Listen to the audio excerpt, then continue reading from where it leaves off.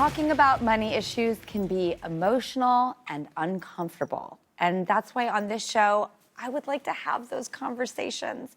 So when I heard Erin's story about her student loan debt, I wanted to invite her here today. Hi, Erin. Hello, Drew. Erin, will you please share your money story? Sure. So I'm recently engaged, planning a wedding. I'm getting married soon. My fiance and I have dreams of buying a home and raising a family, but I have a lot of student loan debt, about $100K in student loan debt, and then my fiance has student loan debt. So we both had the idea to move in with the in-laws, try to save money. It isn't ideal, it isn't romantic, for an engaged couple, but we're doing it because we know that our future, it's important for our future and it's necessary. But peeling back a layer, will you talk about his mom? She's awesome. She's a wonderful woman. I lost my mom about 5 years ago, so it's nice to have a mother-in-law that's so welcoming and so loving and caring for me, not being her own daughter. What's her name? T.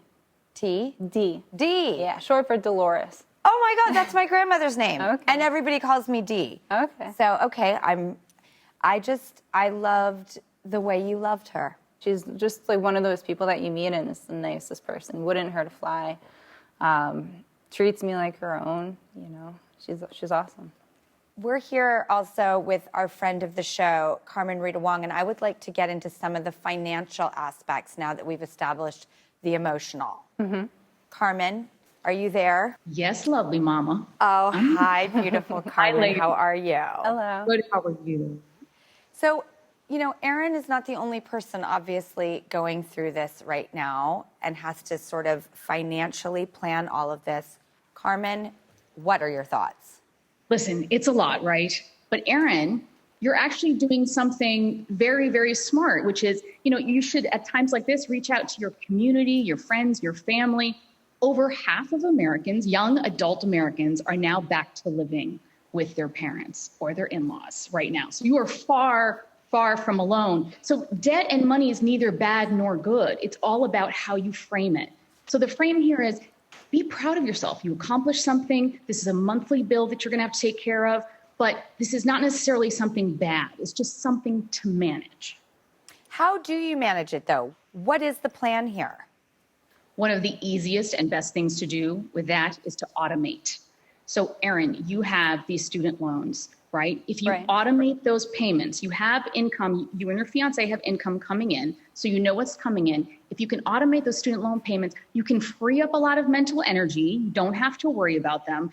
And also, too, it'll help build your credit. And some lenders will give you a little discount on your interest rate. Maybe 0.25%. It doesn't seem like much. With loans as big as yours, for the life of the loan, we're talking thousands of dollars. So that's what you definitely want to do. You want to automate that. And I've got some really big news for you in terms of your fiance. He's a public school teacher, right? Right, yep, he's a special ed teacher. Oh my God. First of all, wonderful. Hello. This is the thing. If you work in the public sector, you can have maybe not all your loans forgiven, but big chunks. We're talking over $10,000 and more. So go encourage him or go with him to studentaid.gov. There are multiple programs that he may qualify for to forgive his student loans. Okay. That's big, big money. It's good to know. Thank you. Have you thought about having the wedding somewhere else or saving money on that? And is this a battle worth choosing? Yeah, well, that's a good question. So we had thought about a small wedding to save money for that reason. And then it kind of just went into, but we do want that big wedding, so to speak, but at a budget. So we are trying to keep it low as best we can.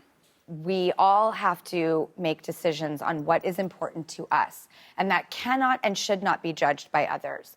However, Carmen, do you think that she is going to have the steps necessary to ever catch up? Yes. Absolutely. I'm going to tell you also do another couple of things that'll save you. You can do today, you can do tomorrow, that can save you more money in addition to lowering your interest rate on your student loans as well. There's more thousands of dollars. Your credit card rates. I want you to go and negotiate, right, to lower your credit card rates. I want you to go and negotiate a lower car insurance, your auto insurance too. You mentioned watching your spending. That's very, very important. And this is a very emotional time for you, right? You know, in terms of planning the wedding and all that, be mindful of your emotions while you're spending. All of this is going to save you some money. I'm with Drew here. When you want to commit to something that's going to cost a bit more, sometimes that's like an investment in you, right? That's an investment in your sanity. It's an investment in your family. It's so important to you so you can make it work if you do the other part of it. And it's not so overwhelming if you take these steps day by day, but just keep that plan in mind. And the weirdest advice ever, have a sense of humor about this money thing with your man so that every time it flares up its ugly head, that you are in it together against the world. Yeah, it's us. It's just us against the world. You know? Exactly. What's his name? Jim. Jim. Yeah.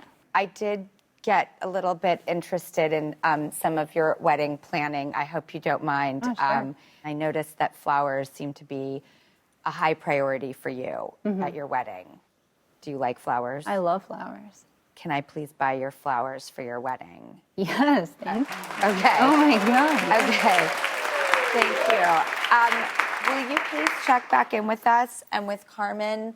I'm passionate about your story. It really spoke to me. And, you know, your love of your mom and where you're at. And Carmen's right. There are so many people living with their families. And I did that with my family. And honestly, it was some of the happiest memories I've ever had in my entire life. Yeah, yeah. Erin, as one of a family of 6 who also has lost her mother, I'm here for you. I believe in you and I want you to get this done.